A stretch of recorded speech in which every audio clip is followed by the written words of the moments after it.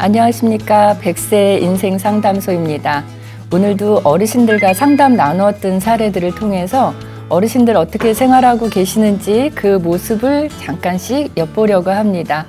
오늘 준비한 사례와 관련해서 도시에서 생활하시는 분들과 농촌에서 생활하시는 분들에 대한 이야기를 먼저 해보려고 해요. 도시에서 직장 생활 오랫동안 하시는 분들은 어떤 생각 갖고 계시는가 보면 나 나중에 나이 들면 은퇴하고 나서 농촌에 가서 예쁜 집 짓고 동화책에 나오는 것 같이 그렇게 살고 싶어 이렇게 말씀 많이 하시거든요. 그래서 그게 그냥 막연한 생각인 줄 알았는데 요즘은 실제로 젊은 분들이 퇴직하시기 전에 한옥학교라든가 아니면 건축학교 이런 데 다니시면서 주중에는 직장 생활 하시고요. 주말에 그런 데 다니시면서 기술을 조금씩 익히신대요. 그리고 나서 실제로 노후 대비로 아주 작은 땅을 사고 은퇴하신 후에 직접 내 손으로 집을 지어서 농촌 생활을 하시는 분들이 꽤 되시더라고요. 그래서 이제 그런 분들의 모습이 TV에 가끔씩 비춰지니까 그걸 보신 분들은 또 이렇게 또 따라 하시게 되고 그렇게 돼요. 그래서 저는 또 반대의 생각도 해봤거든요. 그럼 도시에 사는 분들은 나중에 은퇴하고 나서 농촌에 가서 살고 싶어 하시는데 농촌에 사시는 분들도 도시에 와서 살고 싶어 하실까? 근데 그렇게 하고 싶어 하시더라고요. 그래서 양쪽의 이야기를 들어본 후에 제가 내렸던 결론은 둘 다 내가 가보지 못한 길에 대한 동경을 항상 마음속에 품고 살아가는구나 그런 생각이 들었고 저 또한 살다 보면 우리 항상 이렇게 갈림길에서 선택을 해야 되는 경우에 한 가지를 결정하고 나면 저쪽에 아쉬움이 조금씩 남잖아요. 그런 마음이 아닐까 하는 생각입니다. 그래서 오늘 준비한 사례 두 사례 중에 첫 번째 사례는 어르신이 농장을 경영하고 계시는데요. 저 서울에 가서 살고 싶은데요. 이렇게 상담하신 사례이고요. 근데 아직 결정은 못 하셨어요. 두 번째 사례는 아버님이 사별을 하셨대요. 근데 사별을 하시고 얼마 안 됐는데 이성들을 너무 많이 만나고 다니신다. 그래서 그것 때문에 걱정이 되신 따님의 상담 사례입니다. 자, 첫 번째 사례 먼저 보겠습니다. 이 할아버님은 화성에서 농장을 조그맣게 운영하고 계세요. 오랫동안 그러니까 농장을 운영한다고는 하지만 어떤 농장 운영 이거에 포인트가 둔 게 아니라 그냥 내가 농촌에서 계속 살았고 살면서 이렇게 뭐 밭도 가꾸고 나무도 열매 맺는 것도 많이 하고 이렇게 지내시는 거죠. 근데 이 농장이 참 예쁘대요. 작지만 가면 볼거리가 많은 그런 아주 예쁜 아기자기한 그런 농장이래요. 왜냐하면 이 할아버님의 따님이 미대를 나왔대요. 근데 이제 미대에서 조각상을 만든다든가 이런 쪽이었다고 해요. 그래서 동상을 만든다든가 하면 미대 다니는 동안에 만든 작품들은 다 할아버지 농장에다 갖다가 이렇게 곳곳에다 세워놓은 거예요. 그러니까 이게 소품처럼 얼마나 예쁘겠어요. 그러다가 이제 마지막에 졸업할 때는 졸업작품전 했을 텐데, 그 졸업작품들도 여기다가 다 이렇게 해놓으니까 농장을 한 바퀴 이렇게 거닐다 보면, 여긴 또 이렇게 예쁜 조각상? 저기는 저기랑 어울리는. 아마 제 생각에는 따님도 이 작품을 만들기 전에 아이디어 얻을 때 요거는 우리 농장에 어디에 딱 세워놓으면 딱 좋겠다라는 거기에서 아이디어를 얻어서 어울릴만한 거를 만들지 않았을까 하는 생각이에요. 그래서 제가 그 농장을 가보진 않았지만 참 예쁘겠다. 나도 언제 한번 가보고 싶다. 또는 나도 저런 농장을 이렇게 소유하면서 지내면 참 좋겠다. 이런 동경이 저도 생기더라고요. 근데 이 할아버님이 어느 날 서울에 있는 어린이집에서 연락이 왔더래요. 그래서 웬일이죠 어린이집이? 나 전혀 모르는 데인데 근데 이 어린이집이 어떻게 알았는지 할아버님 농장을 아이들 데리고 견학을 한번 가고 싶다고 연락이 온 거예요. 그래서 할아버지가 우리는 그런 거 하는 데 아니에요 라고 거절을 했답니다. 아니 내가 그냥 살고 있는 모습인데 이거를 견학 올 만한 거리는 아니라고 생각하셨던 거예요. 그래서 이제 그날 저녁에 밥을 먹으면서 할머니한테 얘기했대요. 아이 글쎄 뭐 서울에 어느 어린이집이라고 우리 여기 농장 견학 온다고 연락 와서 내가 아유 그런데 아니라고 대답했다고 그랬더니 할머니가 아니 뭐 그런 거 모르고 연락했겠어요? 더 크고 훌륭한 그런데 갈 거면은 거기 갔겠죠. 아마 그냥 이거 보고 싶어서 연락한 거 아닐까요? 그냥 우리 그냥 사는 모습 보여주면 되는 거 아니야? 이렇게 얘기를 한 거예요. 그 할아버지가 듣고 보니까 어머 그런 거 같다라는 생각이 들어서 다시 연락을 해서 그 어린이집을 견학을 받았대요. 그래서 어린이집 애들이 체험학습을 하러 온 거예요.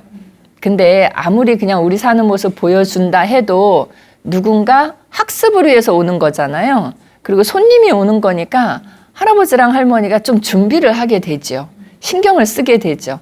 그래서 이제 열심히 준비를 했대요. 뭐 별다른 건 아니고 농장 보여주는 거야 그냥 이렇게 한 바퀴 모시고 다니면서 아이들 데리고 다니면서 보여주면 되고 농장에서 재배하는 유기농 채소, 유기농 과일 이거를 좀 아이들한테 직접 딸 수도 있게 해주고 대접도 해주고 그랬대요.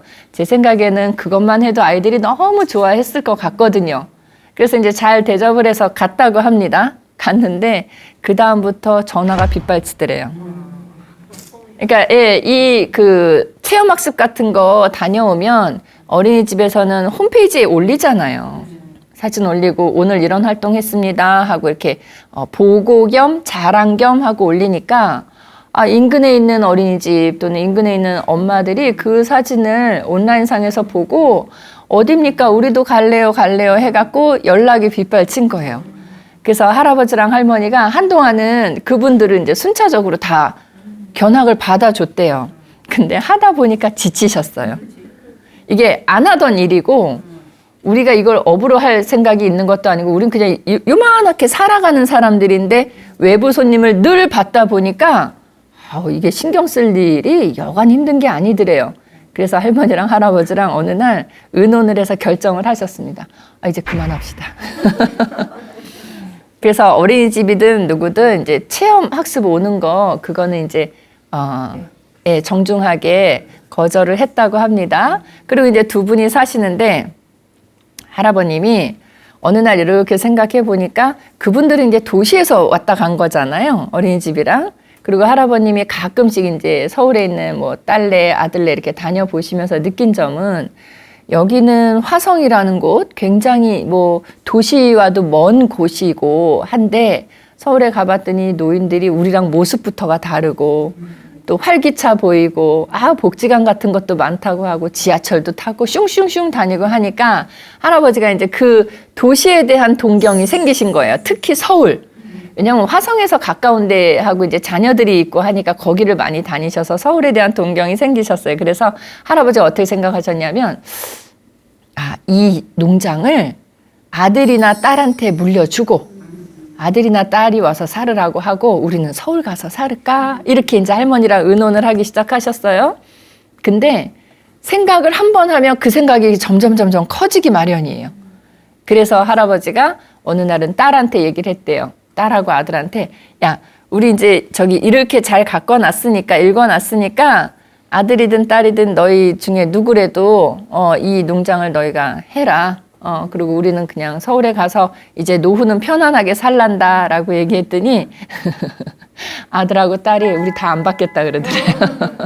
왜냐하면 도시에서 지금 막 열심히 바쁘게 직장 생활하고 있는데 갑자기 하루아침에 여기 와서 생활한다는 게 이게 쉽지 않죠. 그리고 자연이나 농촌이나 이걸 좋아하는 거는요. 나이 들어가면서 그런 마음이 생기죠.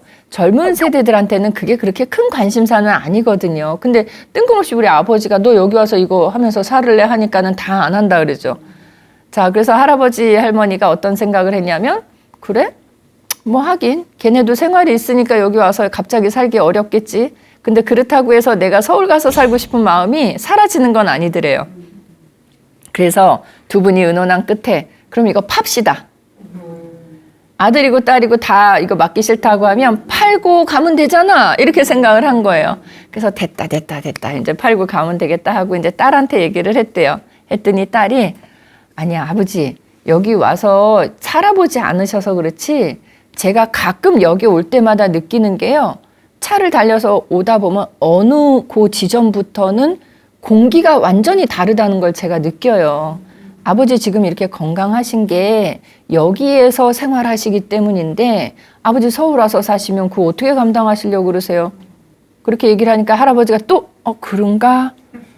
왜냐하면 노년기에 건강이 중요하다는 얘기를 이제 많이 들으셨으니까 또 그런가? 그럼 여기서 살아야 되나? 이 생각이 이제 또 갑자기 들은 거예요. 그래서 할아버지가 저한테 상담하실 때는 어떤 말씀을 하셨냐면 선생님 제가요 아침에 일어나서 눈을 딱 뜨면요 하루는 서울 가서 살아야겠다는 생각만 계속 들어요.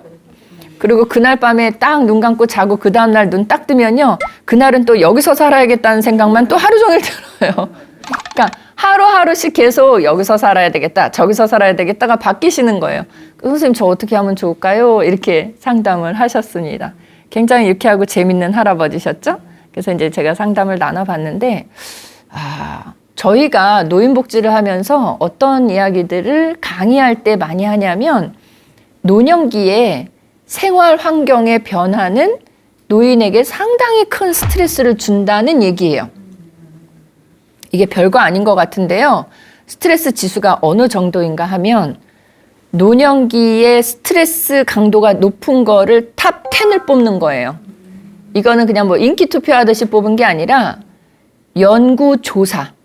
학자들이 오랜 기간 동안 연구조사를 해서 그 통계 처리해서 분석을 한 결과 10개가 순위 제일 높은 것부터 낮은 것까지 딱 뽑혀졌는데 노년기의 거주지의 변화가 그 10위 안에 들어가요.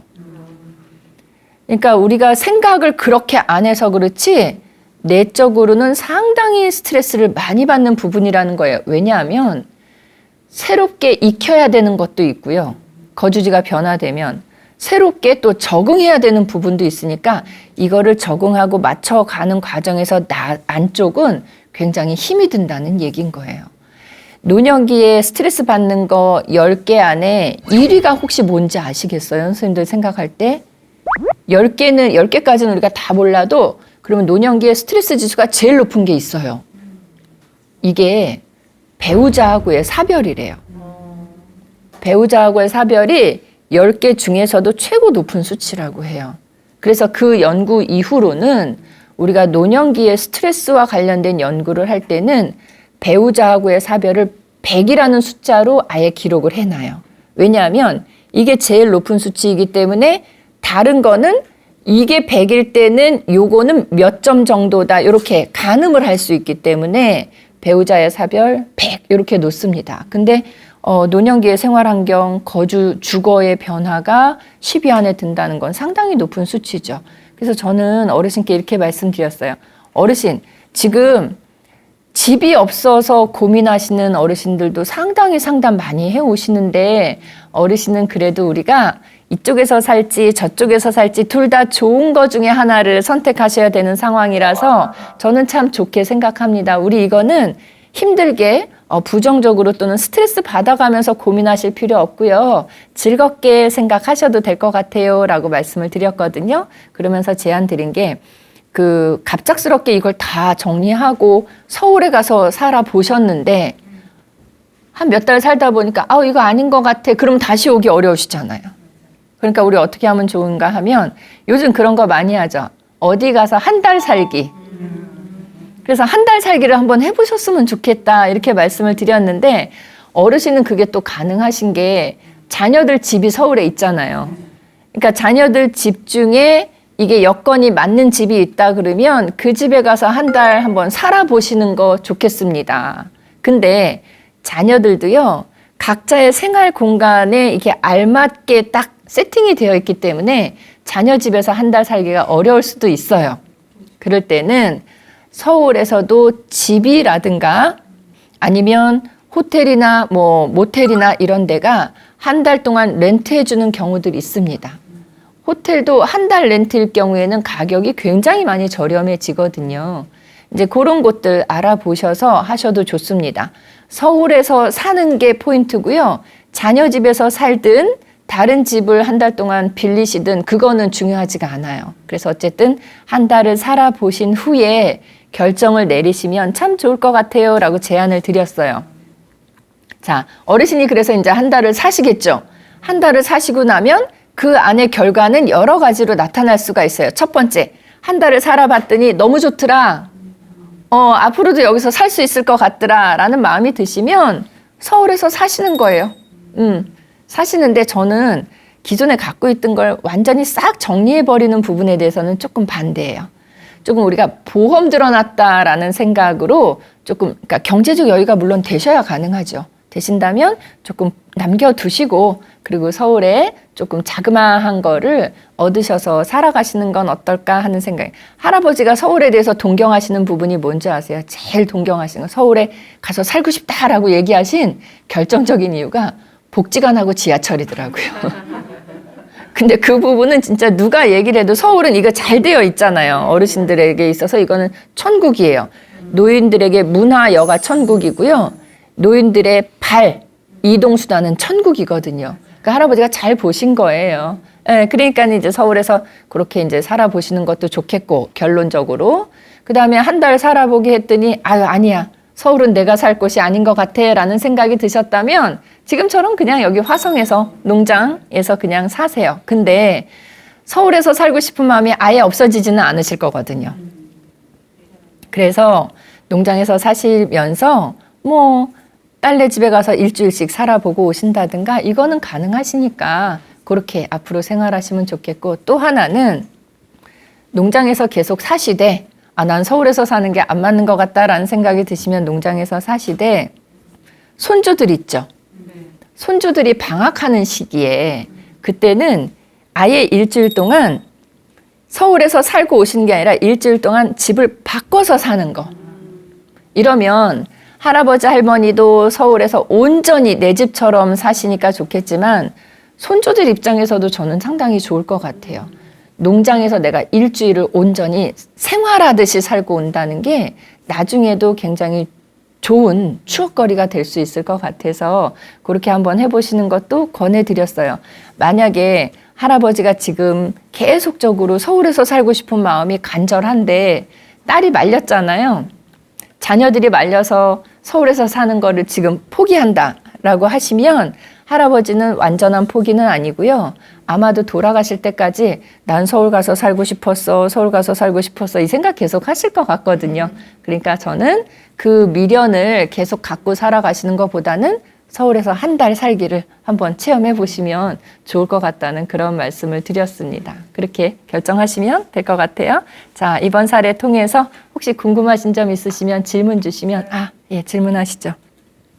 저도 남편 퇴직 후에 기촌 생활을 하고 싶은데 이 사례를 들으면서 어떻게 해야 할지 고민이 되었어요. 어떤 방법이 있을까요?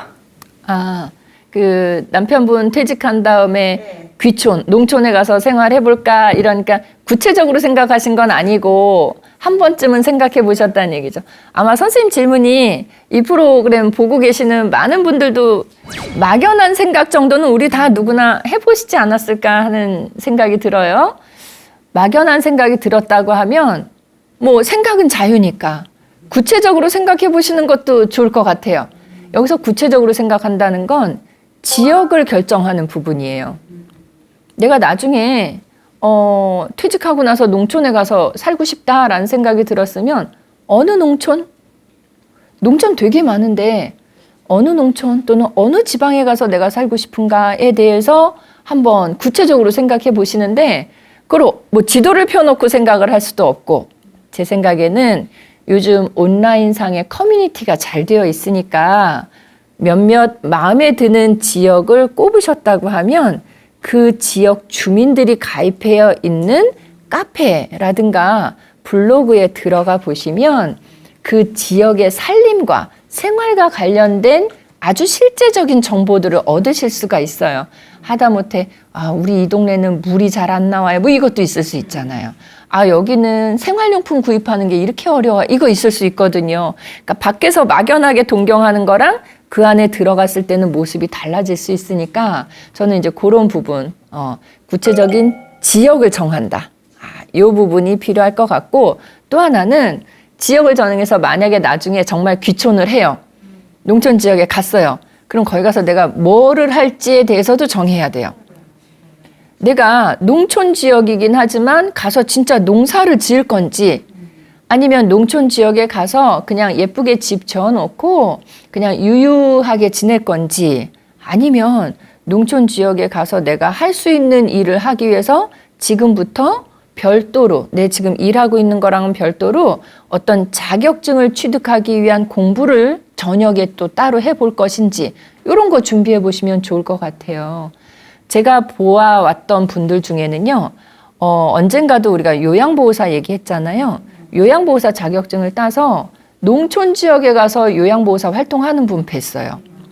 왜냐하면 농촌 지역에는 다 노인들이시죠. 젊은 사람들이 별로 없잖아요. 그러니까 요양보호사가 꼭 필요한 곳이 농촌이에요. 근데 요양보호사가 외진 곳까지는 가기가 어려워요. 근데 그분은 농촌 지역에 집을 짓고 살고 계셔요. 그러니까 그 마을에 있는 노인들이 요양 케어가 필요할 때는 이분이 다 맡아서 하시는 거예요. 그러니까 그것도 괜찮을 것 같아요. 그 다음에 또 하나는 그 손해 관련해서 평가사가 있어요.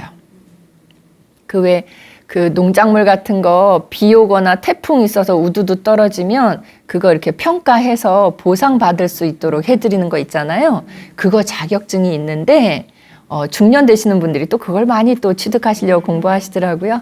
근데 단점은 합격률이 매우 낮다는 게 단점이에요. 그래서 도전하는 거에 이렇게 딱 도전해야겠다라고 마음 먹기가 상당히 어렵긴 한데 합격률이 한 10% 이 정도, 어떨 때 뭐 7% 이 정도래요. 그러니까 도전하기가 상당히 어렵기는 하지만 그거를 하셔서 꼭 귀촌을 하지 않으셔도요. 여름과 가을 그 계절에는 농촌 지역을 돌면서 생활하시는 거죠. 그걸 평가해야 되니까 피해 부분을. 그래서 그런 분들도 또 나름 만족합니다. 이렇게도 또 얘기를 하시거든요. 그래서 지금 선생님이 주신 질문에 대해서는 일단 어느 지역에 가서 살고 싶은지를 구체적으로 결정을 하시고 두 번째는 그 지역의 온라인 카페에 가입하셔서 실제적인 정보를 얻으시고 그 다음에 세 번째는 가서 살게 된다면 나는 어떤 일을 하면서 살고 싶으신지를 결정을 하시는 거. 이거 실제로 나중에 진짜 거기 가지 않으신다 해도요. 이런 계획 잡아보시고 알아보시고 하는 것만 해도 즐거운 생각이 될 수 있거든요. 자, 이렇게 우리 생활에 있어서 작은 변화는요. 긍정적으로 작용을 해서 그 사람에게 도움이 된다고 해요. 근데 큰 변화는 이게 부정적으로 작용해서 스트레스 요인이 된다고 해요. 그러면 우리는 생활 속에서 작은 변화를 자꾸 추구한다면 생활에 활력을 느낄 수 있어서 훨씬 더 좋지 않을까 하는 생각입니다. 작은 변화 어렵지 않습니다. 우리 살림하시는 분들은 낡은 프라이팬 하나만 바꾸셔도 이거 작은 변화예요. 굉장히 즐겁게 요리할 수 있어요. 그 다음부터. 저는 늘 공부를 하는 입장인데 가끔 공부하다가 머리 식힐 때 베란다에 나가서 햇살도 보고 밤 공기도 이렇게 느껴보고 하는데요. 그러다가 들은 생각이 베란다 한쪽 벽면 쪽에 책상을 하나 설치를 하면 방에서 서재에서 공부하는 거랑 또 다르겠구나라는 생각이 들어서 얼마 전에 베란다 한쪽 구석에다가 책상을 설치했어요. 그리고 방에서 공부, 서재에서 하다가 햇살이 좋거나 아니면 밤하늘이 참 예쁜 것 같다 하면 들고 나와서 그 베란다에서 공부하는데 기분이 아주 좋더라고요. 이렇게 여러분들도 생활 속에서 작은 변화 추구하시면서 지내시면 훨씬 좋을 것 같습니다.